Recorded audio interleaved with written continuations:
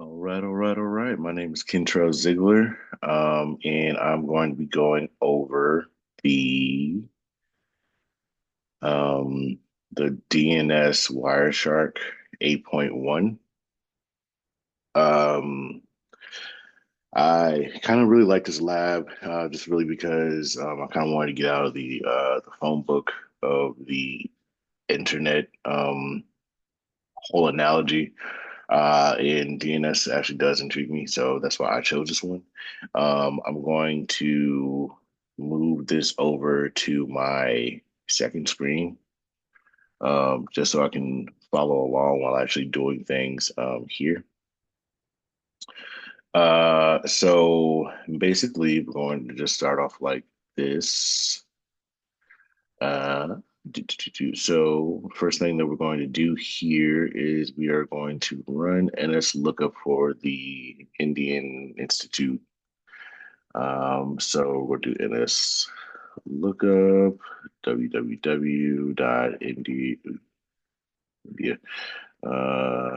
itb.ac.in, right? And it's going to give us this non-authoritative answer, where the second question is, what is the IP address of the server that is provided? Right, it's going to be this 103.21.124 dot 133. I'm not entirely sure if you can see the flash, but I will be taking screenshots during this recording. The third question is, did the answer to your NS lookup command in question one above come from an authoritative or non-authoritative server? We had a non-authoritative right here, as you can see. Let's see here. Use the NS lookup command to determine the type of authoritative name server. What is that name? If there are more than one, what is the name of the first authoritative server returned by NS lookup? If you had to find the IP address of that authoritative name server, how would you do so? Okay, so what we're going to do is we're going to do NS lookup dash type equals NS, and then we're going to go to ITB. Yeah, itv.ac.in. We want to return that. We get three different DNS servers, being the non-authoritative answer. Um, and what we're going to do now is going to find the IP address of the first one that we actually got returned, which would be DNS3. DNS3.itb.ac.in. And as you can see here, nope, that's local. This is going to be the IP address, the 103 .21.127.129. That would be the IP address of that server right there. Okay. So that was question four. And now we're basically be talking about our DNS caches and stuff. So what we're going to do here is we're going to go to a new window here, and I'm going to show you basically the steps that I would have taken in order to do this part. Basically, this part they want us to clear our DNS cache. So I would do that by doing as it says to do kill all HTTP MDNS responder and ask for password, put in password. Essentially, it's done. Here, I would also delete my cache, right? I would delete that. I will let that load, or I will let that run. As you can see in the corner, it says deleted. And then I would typically go into the rest of the lab. I try to do the rest of the lab legit the way that it actually says. However, I ran into a bit of an issue, and I'm actually going to show you here because I actually went into Burp Suite to figure out what the issue was. The issue was it seemed like I was running into a HSTS, I want to say is what it's called, like the strictly converting over to HTTPS, even if you have a HTTP plain text website. It just wasn't going. So you could see I tried to call HTTP here, and what ends up happening is I actually ended up doing like a intercept situation, so I can get the breakdown of what is actually happening. Um, as you can see here, it says that this document has been moved, and it actually forwards us to an HTTPS, which is the reason why in the next section I actually couldn't get a HTTP protocol to show up in the Wireshark. But that's not here, not there. Let's get back to the lab. Yes, I would like to exit. Um, so we're going to use the DNS Wireshark trace 1-1 here. And we're just going to slide right over here. So the first thing that it wants us to know, da, da, da, da, da, da, da, I was supposed to have the DNS withdrawal. Sorry. So this would be the trace from scratch when it came to tracing that website. So what we would do at this point says locate the first DNS query message resolving the name of the website. What is the packet number in the trace for the DNS query message? Is this query message sent over UDP or TCP? So the first thing that we would do here is we would filter out DNS. Um, and then basically what we would do at that point is we would find our first standard query for that website. It would be this first one here, right? Um, packet number 15. It would show that, sorry, what was the next question?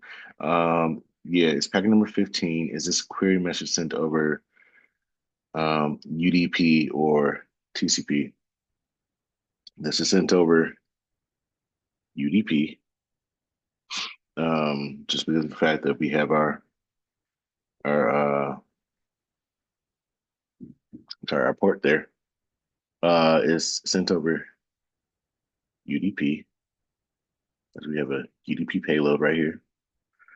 Um, so yeah, the next question, it says now locate the corresponding DNS response to the initial DNS query. That would be this one, packet 17 right here. Was the packet number? Is this response also, or is this response message received over UDP or TCP? This one is also UDP. What is the destination port for the DNS message query or a DNS query message, and what is the source port of the DNS response message? All right, so we go over here and we look under UDP. Of the query message, the destination port is going to be 53, and it should be the same with the response. The source port is also 53.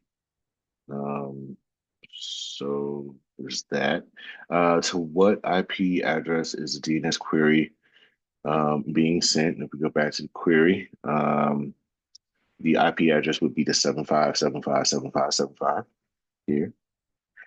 Um, examine the DNS query message. How many questions does this DNA message contain? How many answers does it contain? So, right, we go back to the query and we're looking at our questions and answers right here. Um, because it is a query, it only contains a question. It doesn't contain an answer at all. This is the call.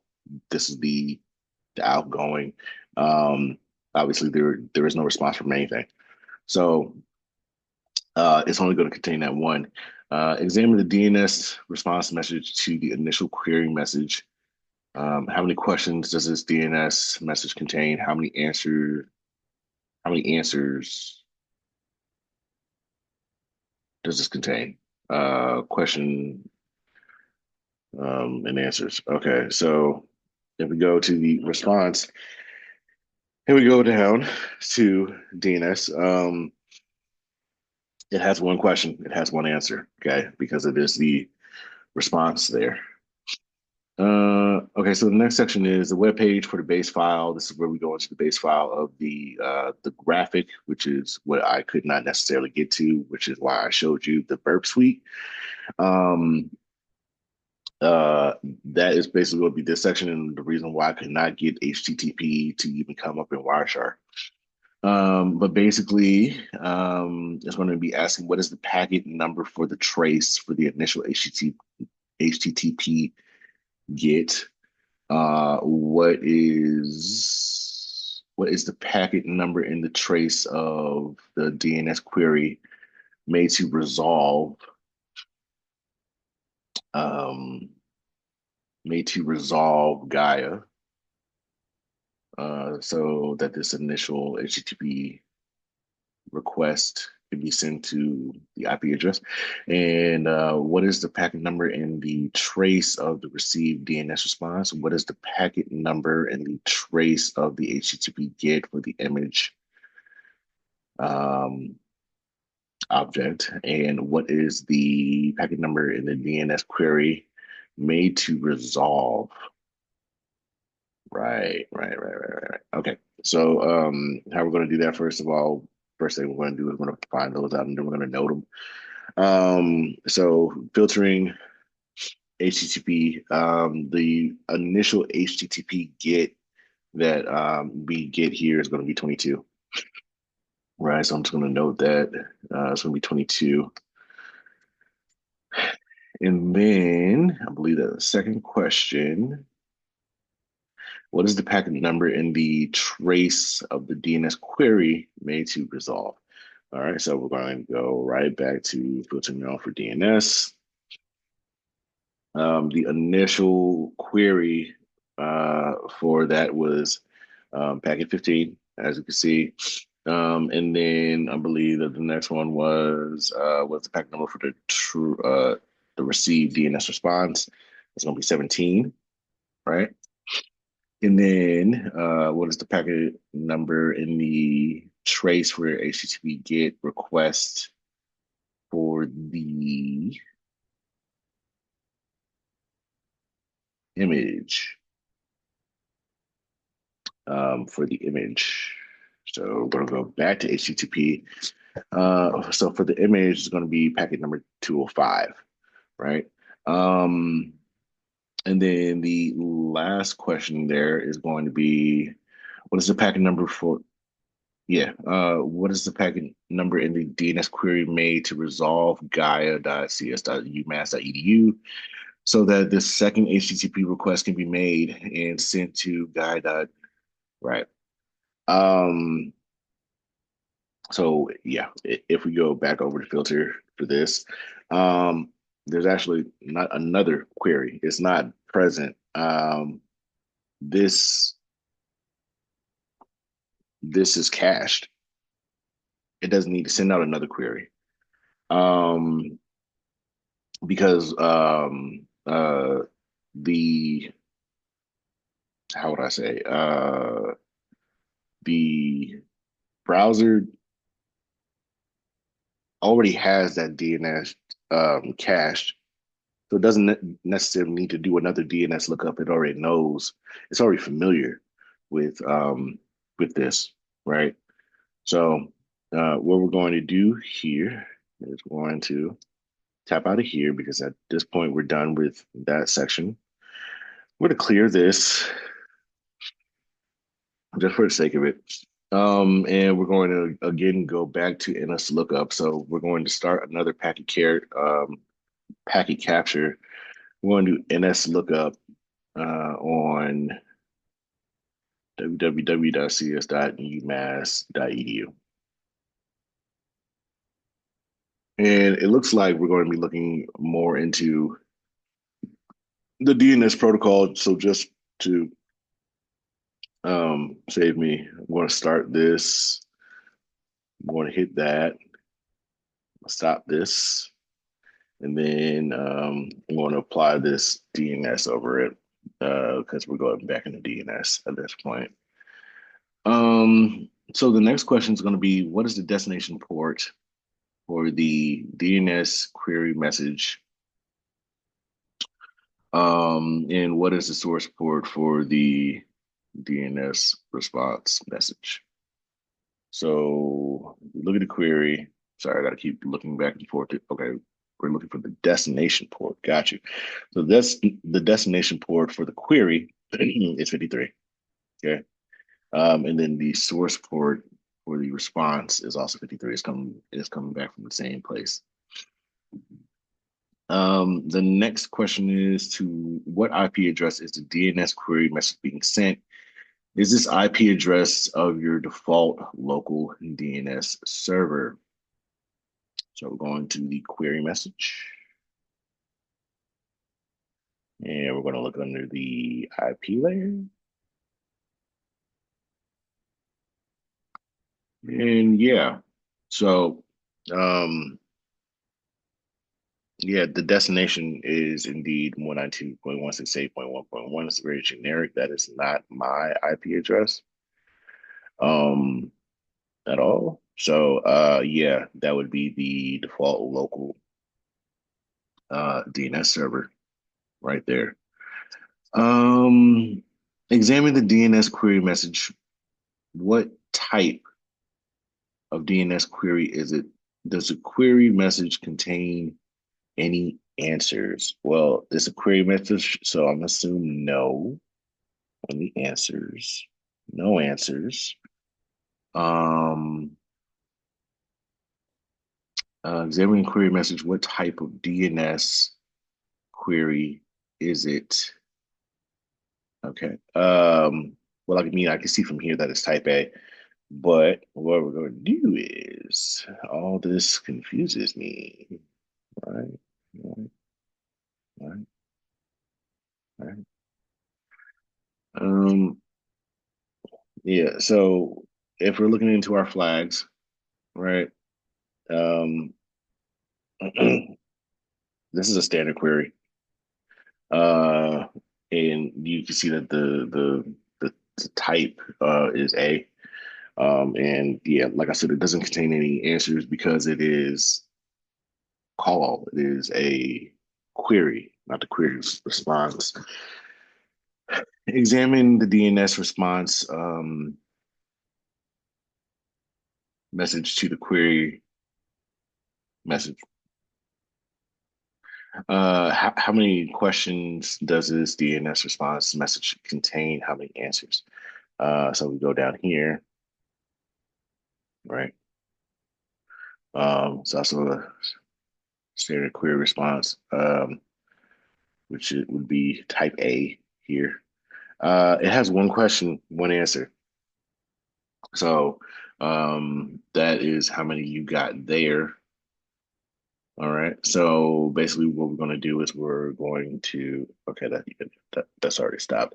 We're going to go back here to NS lookup. It wants us to do that about the main domain with the type NS command here. A little bit of non-authoritative here. All right. I'm just going to have that typed up so I can come back over here, start a new capture, start this. I'll come back over here. Oops, and I will stop this. Here we go. Okay, so we got our response right here. And next, the question is to what IP address is a DNS query being sent? It's also being sent to the default DNS server. Um, yeah, it is the default new DNS server. So that's pretty much still the same. For question 17, It says examine the DNS query message. How many questions does the query have? Um,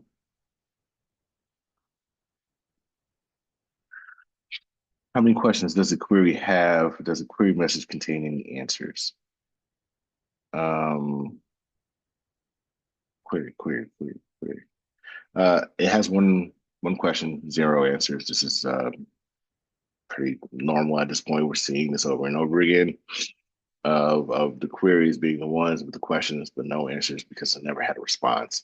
And then um, and then once we go to the next question, it says examine the DNS response message. How many answers does this response have? What information is contained in the answers? How many additional resource records are returned?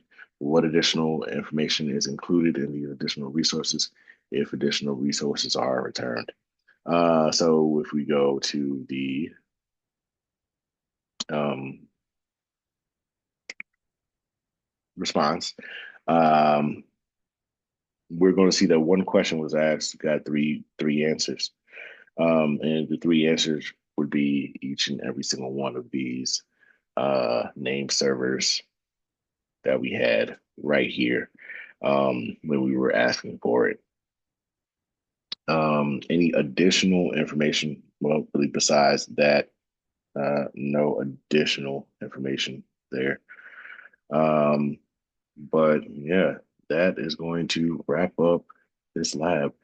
I appreciate you for tuning in. I really did enjoy this lab. I think that it taught me a very fair amount about DNS, more than what I already knew about it. Um, Coming off from somebody that wants to do cybersecurity and is looking to get like a network plus after already having a security plus, I feel like this definitely gives me a little bit more of an appreciation of networking. So, again, my name is Kencho Ziegler. Appreciate you for tuning in.